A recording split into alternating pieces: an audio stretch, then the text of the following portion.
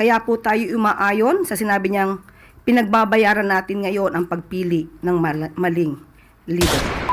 Nako, hindi ho ikatutuwa nitong si Auntie Claire, itong ating ibabahaging update sa kanya dito sa video na to.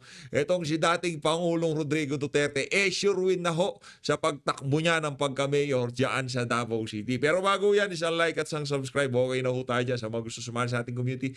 Yung join button, nandyan lang ho sa baba. Base ho dito sa pinaka-latest survey ng Pulse Asia, linampaso ho nitong si Tatay Digong, etong kalaban niya na si Carlo Nograles. Iyan naman sinasabi namin sa iyo, Carlo, magsayaw ka na lang. Huwag mo, linabanan mo pa si Tatay Digong. Ama mo nga, hindi nakapalag dyan kay Tatay Diggs, tapos ikaw pa. Di ba? Ikaw pa ba, Carlo Nograles? Kaya mas maigi pa na ano ka na lang, mag-TikTok ka na lang, yung pasayaw-sayaw ka na lang na ganyan, di ba? Nakakuha ho ng 83% itong si dating Pangulong Rodrigo Duterte, palakpakan, habang ang kanyang kalaban na si Carlo Nograles ay nakakuha lamang ho ng 8%.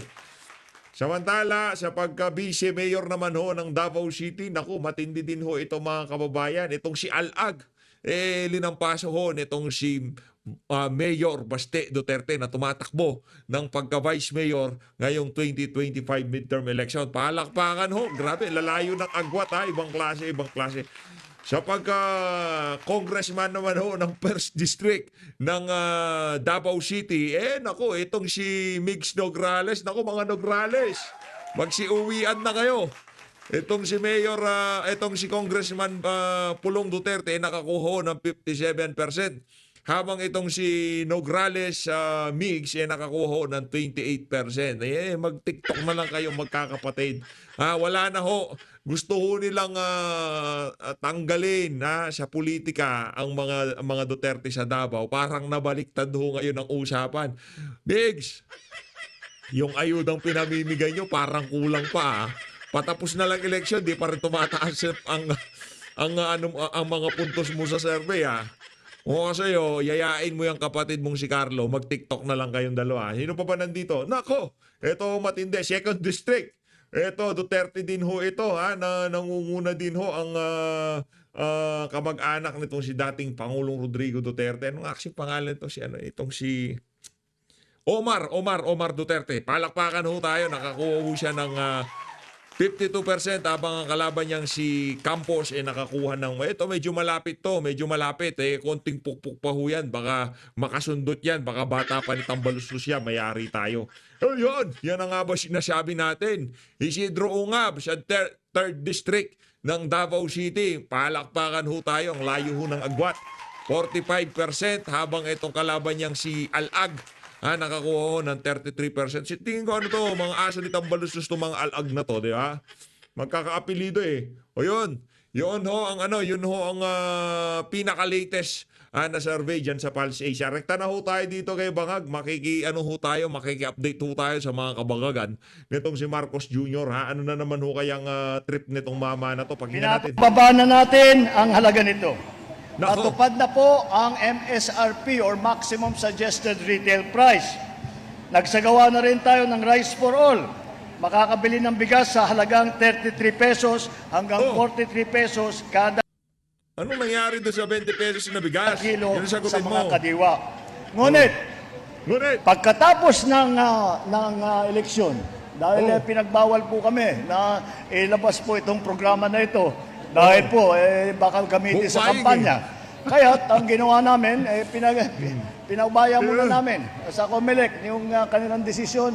At sa Martes, pagkatapos ng halalan, sisimulaan na po natin, magbibigay tayo ng bigas na 20 pesos kada kilo sa piling Kadiwa site. ang problema, Brad, hindi nyo napababa ang presyo ng bigas. Hindi nyo napababa. Sinalo lang ng pamahalaan yung sobra doon sa 20 pesos. Ngayon, nakita yun ng COMELEC para kahit pa paano ipakita ng COMELEC na hindi siya ika nga bias. So, pareha siya dito sa mga kaganapan na to. Niya na ho, pinigilan niya ho yung bulk buying sa pamamagitan ng 20 pesos na bigas. Ang mga benepisyo ng 4P, mga senior citizen, mga PWD, mga solo parent, sa tulong ng mga LGU, uumpisan po natin sa Visayas to. At Meron pang taga-chat. Magkano kaya yung bayad nitong si Bangag sa mga taga-chat niya na yan, di ba? Meron daw siyang taga-chat eh. Naku-curious tayo. Kasi kung yung mga kababayan nating nasa normal na kaisipan, kailanman ho hindi sila magchat-chat na BBM. Wala hong magchat-chat ng BBM ngayong mga panahon na to. Sa mga sa mga development, sa mga kapalpakang ginagawa ng administrasyon. Kailanman hindi ho tayo makakarinig ng mga Pilipino na nasa tamang katinoan na magchat-chat ng BBM pagka narinig nila nagsalita, yang mama na yan. Dito tayo, rekta ho tayo dito kay Ate Claire, Para mas masaya, ilagay ko lang dito yung ito resulta ng Pulse Asia. Para naman na pag nakita ito ni Auntie Claire, ika nga masaya siya. Makita niya itong si Tatay Digong. Siniraan nila lahat-lahat. Pinatapon na nila dyan sa Dahig, Netherlands. Sinungkot na nila, kinidnap na nila. Walang humpay ang paninira kay BP Sara. Itong si dating Pangulo Rodrigo Duterte, 83% sa pinaka-latest na survey ng Pulse Asia diyan sa Davao City. Palakpakan ho tayo. Ito, rekta ho tayo dito kay Auntie Claire. Game. May we remind everyone for with our Balita ko, hindi ko na nakikita itong si Ma'am Eden. Itong si Ma'am Eden Santos, wala na ho siya dito sa Malacanang. Ano ho yun kryptonite ho ni ni Claire Castro pag nandiyan si Ma'am Eden Santos, sigurado, maaaning. Naaaning ho itong si Claire Castro doon sa mga tanong nitong si Ma'am Eden Santos. Game. one question, one follow-up setup. First question, Eden Santos, Net 25.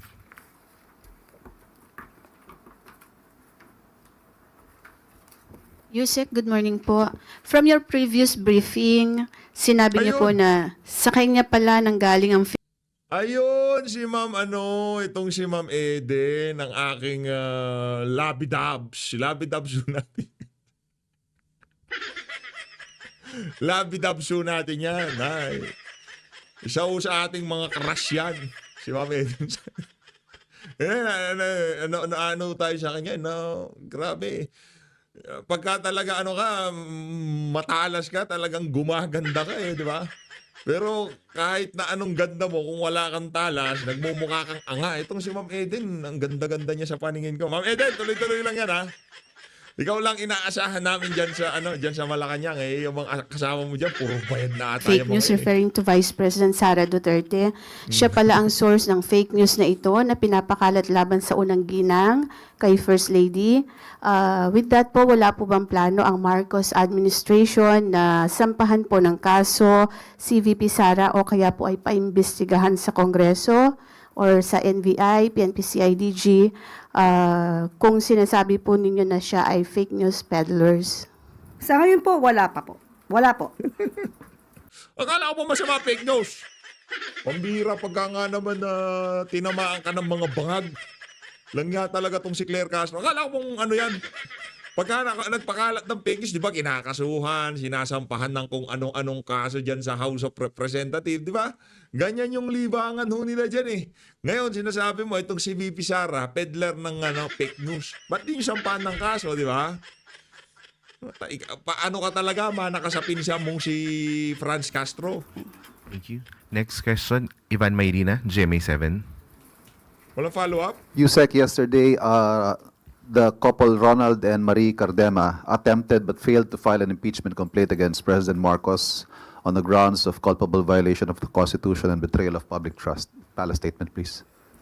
Karapatan po nila kung nais po nila magsampa, pero iniulit po natin, ang complaint na to ay sa ating pagtingin ay walang pinanghuhugutan. Teka lang! Walang niya ka! Hindi ka congressman, hindi ka ba't ikaw nagdidesisyon? Ang sagot dyan, dahil merong separation of power, merong co-equal branch, ika nga, hindi kayo pwede magsalita ng ganyan na walang basyan o kung ano pa man. Ang sagot lang dyan, hayaan nyo ang House of Representatives. Prerogative nila yan. Hayaan nyo sila kung anong desisyon nila dyan. Walang kinalaman dyan. Ang respeto yan. Anak ng toko, ang dami mo sinasabi. Ulitin ulit natin, ang Pangulo at ang administrasyon ay gumaganap lamang ng kanilang katungkulan at ang batas ay pinapairal, pati na po ang kanilang commitment sa Interpol. Kung mayroon mang sariling interes patungkol dito, na naisin pa ba nila na hindi sundin ang batas, hindi ipagpatuloy ang commitment or talikuran ng commitment sa Interpol para sa mga taong inaakusahan ng crimes against humanity. Yon ang pinakamalaking kalokohan. Na pagka hindi tayo tumalima doon sa diffusion notice, hindi red notice ha, diffusion notice ng Interpol, tinatalikuran na natin ang ating obligasyon. Hindi yun, malaking kapeknyusan yun. Iyon ang kapeknyusan ni Marcos Jr. na kailangan nating sagutin niya ang diffusion na yan. O, si Tebes, mag-iisang taon na ata yung red notice niya, di pa rin napapauwi. Kasi sinusunod yung due process. Ang Timor-Leste, di ba, hindi kasama ng Interpol? Kasama! Bakit hindi pa napapauwi dito si Tebes? Kasi may due process. Ang sa atin, kinidnap si Tatay Digong. Anong obligasyon? Loko-loko! So muli, maliban po sa ginagawa po ng Duterte Youth Party List patungkol po dito, mas maganda rin po bilang mambabatas, makagawa sila ng mas maraming batas. Follow-up question, Ivan May. Election na po sa Lunes, Yusek. Ultimately, ang impeachment po ay numbers game. Have you spoken to the President about this impeachment complaint? And does he remain confident that he will continue to have the numbers to keep him safe from an impeachment for the rest of his term? Sa ngayon po ay hindi pa po nababasa ng buo ang sinasabing impeachment at wala pa po tayo masasabi patungkol po dyan. Pero muli inuulit natin kung ano man po ang ginagawa ng Pangulo at ng administrasyon, yan po lahat. Tanong, gusto niyo ho bang magdire-diretso yung impeachment na yan? Ihalal niyo ho yung mga congressman na nasa tamang katinoan. Okay? Ihalal niyo ho yung mga congressman niyo sa mga distrito niyo na alam niyo na hindi magiging aso ni Tambaluslos. Ang hirap kasi niyan eh. Di ba? Karamihan kasi mga pagka napunta na dyan sa House of Representatives, pagka pinakitaan na ng ayuda, nagiging dollar sign yung mata eh, di ba? Naging ibang anyuho sila eh, di ba? Yun ang problema natin. Pero kilatisin nyo na lang ho, pagka yan medyo nakita nyo maprinsipyo, malamang sa malamang, hindi yan magpapakaaso. Kaya yan ang inyong boto. Halimbawa, sa Pampanga,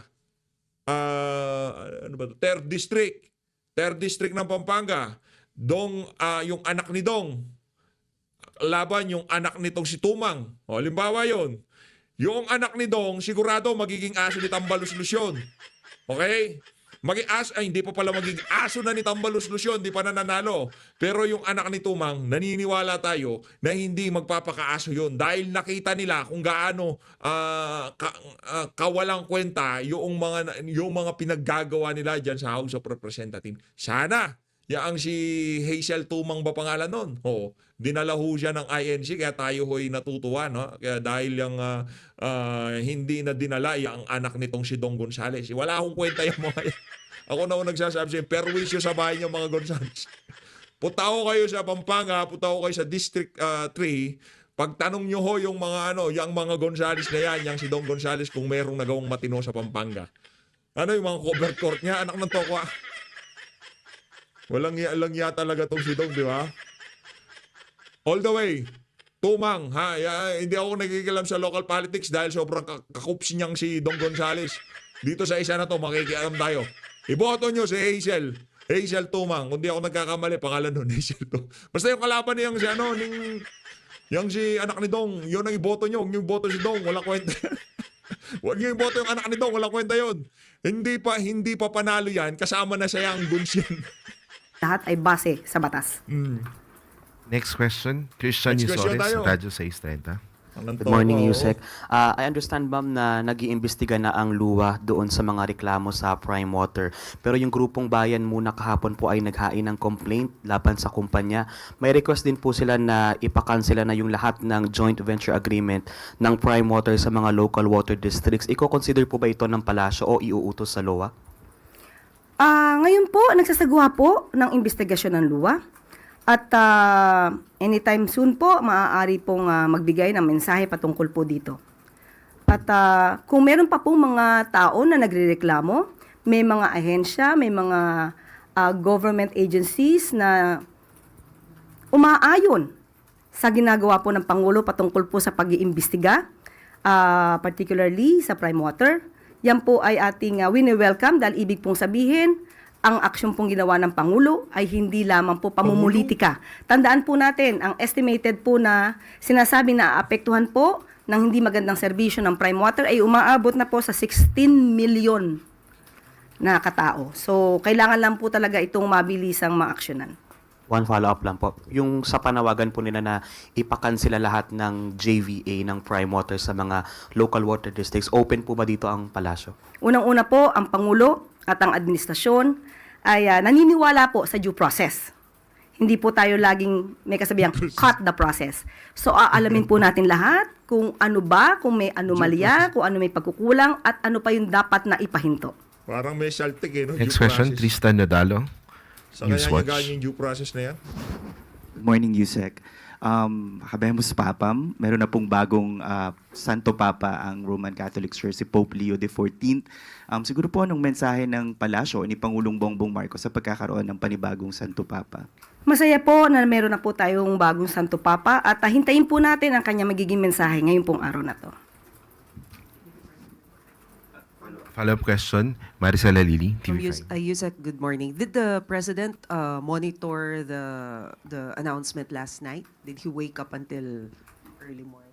Ay, hindi ko po natanong kung na siya ay nagising ng maaga po, pero ilalabas niya po yung mensahe. Pagka po kami ay nagkaroon ng pagkakataong magkausap ngayon, tatanungin ko po kung anong oras siya nagising. Opo. Next question. One more question from Tristan Nadalo. Okay. Yusek, kagabi po ay umattend si VP Sara sa meeting de avance ng PDP Laban. At sinabi niya po, ngayon daw nawu-witness ng buong bansa ang isang systematic demolition job against its political opponents. Sabi niya po, hindi sila ang problema, hindi Duterte ang problema ng Pilipinas. Kasi sino raw Yan, pong yan makikinabang kung tuluyan ng burahin sa mundo ang pamilyang Duterte. Hindi ang mga Pilipino, lalong hindi ang biktima ng mga krimen o yung mga nagugutom. Anong reaksyon po ng palasyo dito? Opo, tayo po ay nakapanood ng kanyang mga tinuran at Inaabangan mo ba, madam? Inaabangan mo ba kung ano sasabihin ng ating napakagandang Vice President Sara Duterte? Anong masasabi mo dun sa kanyang mga litanya? ang mga negatibo niya pong nabanggit doon sa ating pagsusuri ay mukhang ang dinidescribe niya po ay ang kaniyang sarili at ang pamilya Duterte. Nabanggit niya po, kung di po tayo nagkakamali, sa kasamaang palad, inuluklok natin ang isang leader na walang kakayahan maintindihan ang tunay na kalagayan ng Pilipino. Matatandaan po natin na siya po mismo bilang dating DepEd Secretary, siya ang nagsabing hindi niya kaya.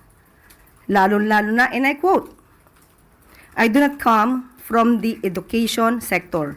I don't have an education background, so I cannot review what they are doing. And I rely on their expertise and all the stakeholders who did the review." So, at the time, makikita natin kung paano nga ba napabayaan ang education. Ibang klase ho talaga to. Itong si Claire Castro. Hindi pa ho ba kayo nagsawa? Ngayon ho ba, kumusta ang estado ng edukasyon ng ating mga kabataan? Ang problema kasi nung umalis si Bibi Sara dyan sa Department of Education, alam niyo naman ho dahilan. Huwag niyo na ho tayo maglokohan. Ang dahilan kaya siya umalis dyan dahil gustong ninuke ng mga kaibigan, kamag-anak ng amo mo, yung pera ng DepEd, hindi siya pumayag. Nakalanto ko. Ngayon, kumusta yung PISA score ng mga estudyante natin? Nag-improve na ba?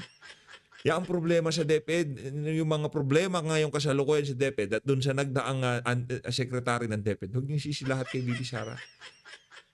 Dekada, nag-accumulate yung problema na yan. Huwag kang Sector dahil 1.5 million DepEd laptops items stuck in warehouses since 2020 at hindi pa niya ito nagawa ng paraan bilang namumuno sa DepEd noon at si Secretary Angara pa ang siyang nagsosolve ng problemang ito.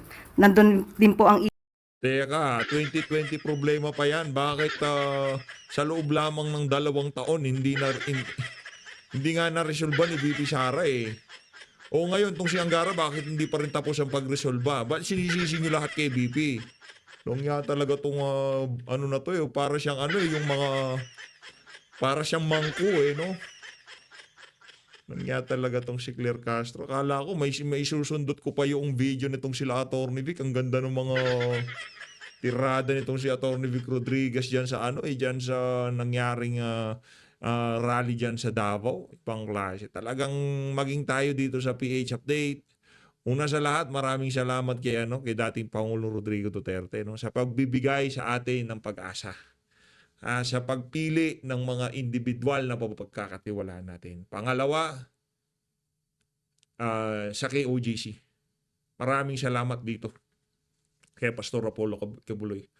Karamihan ng mga rally talagang kitang-kita ho natin ang sakripisyo ng mga miyembro ng KOJC. Yung kanilang pag-aalalay, pagsuporta sa mga lakad ng PDP, no? Maraming salamat dito sa KOJC. Nakikita ho yan ng ating mga kababayan. At maraming salamat sa mga kababayan nating taga Davao. Talagang ano ho kayo? Kumbaga pag nakikita namin na talagang ang init, ang lakas ng talagang pananampalataya, pagsuporta nyo kay dating Pangulong Rodrigo Duterte, nahahawa ho yung ating mga kababayan sa iba't ibang dako ng daigdiga. Maraming salamat. At maraming salamat ho sa mga kababayan nating sa social media. Ay yung mga nagsishare, nagla-like, nagko-comment, nagsasubs. Maraming salamat ho. Kahit hindi ho dito kay PH Update, kahit sa ibang mga vlogger dyan, i-share nyo ho. Ipakalat nyo ho yung mga video nila para mas maraming makapanood. Kung meron mga gandang punto, i-share nyo. Kung gusto nyo i-splice, kahit hindi akin yan, sige, i-splice nyo. Walang problema. Bala dyan. issue ng panis na gatas, inaambag na Nutriban sa mga public school at ito po ay nagkakahalaga ng Sige na, kay Bibi na lahat, kasalanan 5.7 ni Bibi billion lahat.